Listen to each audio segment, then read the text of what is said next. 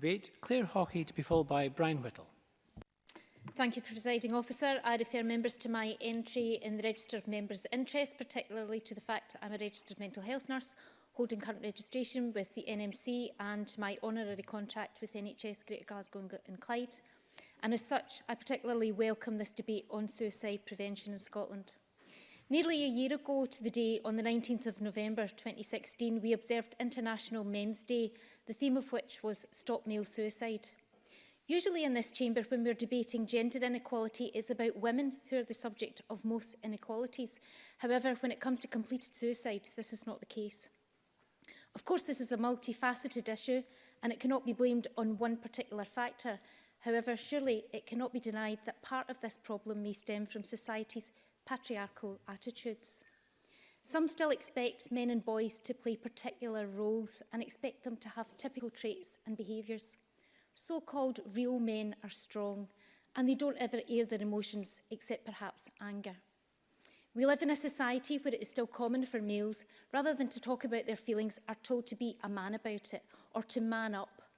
As a mum of 3 boys, I've encouraged them to challenge these stereotypes and to express their emotions. And I have been heartened in my recent visits to schools in my constituency of Rutherglen to see and hear how emotional literacy is being encouraged and taught in our schools. However, there can be no doubt that such gender-based attitudes can be damaging to men's mental health. In every single country, bar one, the male suicide rate is higher than that of females. In Scotland and in the UK as a whole, there are 3 times the number of male suicides than female suicides. While women are more likely to attempt suicide, on the whole, men use much more lethal means to self-harm and so have a much higher rate of completed suicide. It's a sad reality that everyone here today will probably know of a friend or a colleague or a family member who's been affected by male suicide, evidence in the fact that it is the biggest single killer of men under the age of 45. The suicide rate in Scotland fell by 17% over the last decade, and I am pleased to hear the Scottish Government is determined to reduce the incidence further. However, as any government would attest to, there is no simple fix for this problem. The fact remains that if we are to tackle the high male suicide rate, men need to open up to how they feel, and we must help and encourage them through this journey. Presiding Officer, changing attitudes and challenging the stigma which still exists around mental illness won't solve this issue alone, and governments, of course, have a major role to play.